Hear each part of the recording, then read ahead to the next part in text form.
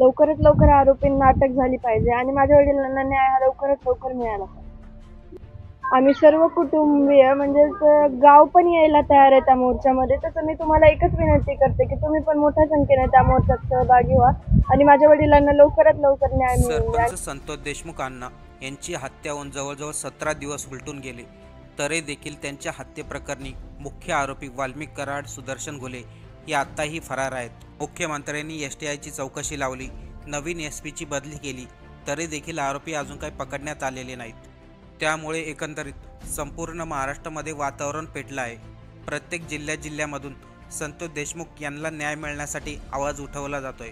अशामध्येच संतोष देशमुख अण्णा यांची कन्या आपल्या वडिलांना न्याय मिळण्यासाठी महाराष्ट्रातील जनतेला विनंती केली आहे. सरकार आरोपीला मुद्दामून ताब्यात घेत नाहीत, त्यामुळे सर्व राजकीय पक्षांनी 28 तारखेला सरपंच संतोष देशमुख अण्णा यांना न्याय मिळण्यासाठी मोठा मोर्चा काढणार आहे आणि त्या मोर्चामध्ये महाराष्ट्रातील प्रत्येक जिल्ह्यातील लोक बीडमध्ये येणार आहेत. त्यासाठी सरपंच देशमुख अण्णा यांच्या कन्यांनी महाराष्ट्रातील जनतेला विनंती केली, माझ्या वडिलांना लवकरात लवकर न्याय मिळायला हवा. तसेच लोकांना विनंती केली, आपण मोठ्या प्रमाणात या मोर्चामध्ये सहभागी व्हा आणि माझ्या वडिलांना न्याय मिळवण्यासाठी मदत करा. हा नेमकं संतोष अण्णा यांची कन्या नेमकं काय म्हणाली.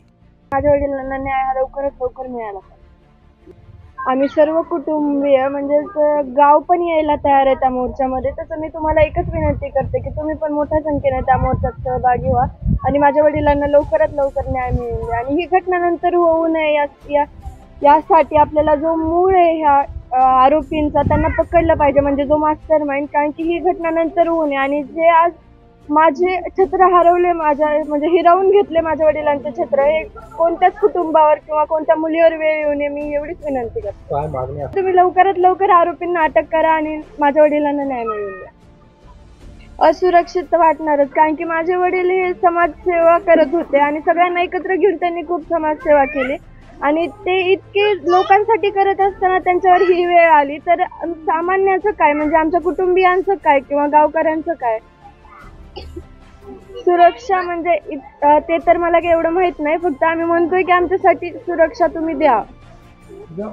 आणि दुसरी गोष्ट, माझ्या वडिलांना एवढंच वाटत होतं की आम्ही मोठे व्हावे आणि आमच्या पायावर तयार व्हावे. तर मी डॉक्टरचं शिकत होते तर त्यांना वाटत होतं ही डॉक्टर व्हावी आणि माझा छोटा भाऊ आहे त्याला पण वाटतं की मी इंजिनियर व्हावं. तर सध्या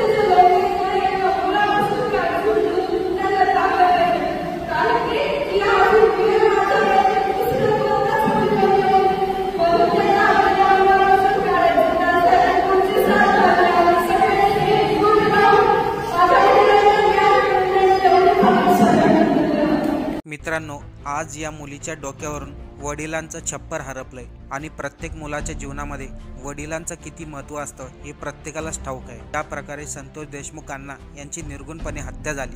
ती घटना एवढी भयंकर होती हे सर्व महाराष्ट्राला समजलं. आज या लेकीचे वडील गेलेत. आता या कुटुंबाची फक्त एकच अपेक्षा आहे, जे घडलं, जे गुन्हेगार होते त्यांना फाशी व्हायला हवी. त्यामुळेच बीडमधून 28 तारखेला संतोष अण्णा यांना न्याय मिळण्यासाठी भव्य मोर्चा काढण्यात येणार आहे. त्यामुळे शक्य झालं तर महाराष्ट्रातील प्रत्येक जनतेने संतोष अण्णा यांना न्याय मिळण्यासाठी बीडमध्ये नक्की यावे, जेणेकरून या सरकारला जाग येईल की जे आरोपी अजून फरार आहेत त्यांना पोलीस लवकर ताब्यात घेतील. त्याशिवाय या सरकारला कदाचित जाग येणार नाही.